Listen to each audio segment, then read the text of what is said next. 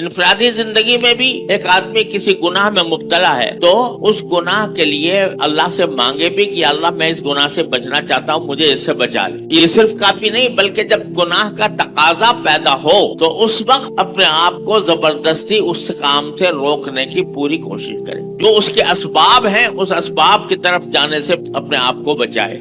دونوں چیزوں کا ساتھ ساتھ حکم دیا گیا ہے اللہ تعالیٰ کی طرف۔ نہ دعا کافی ہے نہ کوشش کافی، دونوں چیزیں جب مل کر جمع ہوتی ہیں تو اس سے بہتر نتیجہ نکلتا ہے۔ ہماری اجتماعی زندگی کا بھی یہی حال ہے۔ اجتماعی زندگی میں آج آپ دیکھتے ہو کہ سارے مسلمان افسردہ ہیں۔ کیوں افسردہ ہیں؟ کہ وہ غلامی کی زندگی گزار رہے ہیں، اور ہمارے مسلمانوں کے اوپر مغرب کی غلامی مسلط ہو گئی ہے، اور اپنے ہر فیصلے میں ہم مغرب کی طرف دیکھتے ہیں اور ان کو اپنا مائی باپ بنایا ہوا ہے، انہی کے اقتدا کرتے ہیں، انہی کے رنگ ڈھنگ اختیار کرنے کی کوشش کرتے ہیں اور اپنا سب کچھ ان کے حوالے کر رکھتے ہیں۔ اس کا نتیجہ یہ ہے کہ غلامی کی زندگی ہو رہی ہے۔ اس غلامی کی زندگی میں اس سے کیسے نکلا جائے؟ اس سے نکلنے کے بھی یہی دو طریقے، ایک اللہ تعالیٰ سے دعا اور دوسرے اس غلامی سے نکلنے کے لیے کوئی عملی اقدام۔ آپ کو معلوم ہے کہ اسرائیل نے دوحہ کے اوپر حملہ کر دیا، قطر کے اوپر، سارے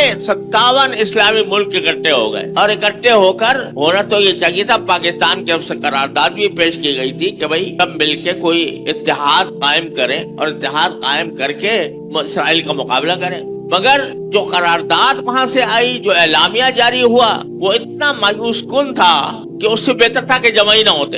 اتنی زیادہ اس میں مرعوبیت اور احساس کمتری اس میں موجود تھا۔ لیکن میں عرض کر رہا ہوں کہ ماشاءاللہ ہمارے مسلمانوں میں بہت سے اللہ والے ہیں جو ان واقعات پر تبصرے کرنے کے بجائے اللہ تعالیٰ سے رجوع کرتے ہیں۔ ہم لوگ مجلسوں میں بیٹھ کے تبصرے تو بہت کرتے ہیں، لیکن اللہ جل جلالہ سے رجوع کر کے کہیں یا اللہ ہم مصیبت میں پھنسے ہوئے ہیں، یا اللہ ہم غلامی میں کی زندگی بسر کر رہے ہیں، ہمیں اس سے آزادی عطا فرما دے، ایسے دعا کرنے والے بہت شاذ و نادر لیکن ہیں اللہ والے جو ایسے موقع پر جب دیکھتے ہیں کہ ہمارے بس میں تو کچھ ہے نہیں، ہمارے حکمران جو ہے وہ پتہ نہیں کیا کر رہے ہیں، تو ان کی وجہ سے ساری امت مسلمہ جو ہے وہ غلامی کا شکار ہے، تو جو اللہ والے ہیں وہ دعا کرتے ہیں یا اللہ ہمیں اس سے مصیبت سے نکال دے۔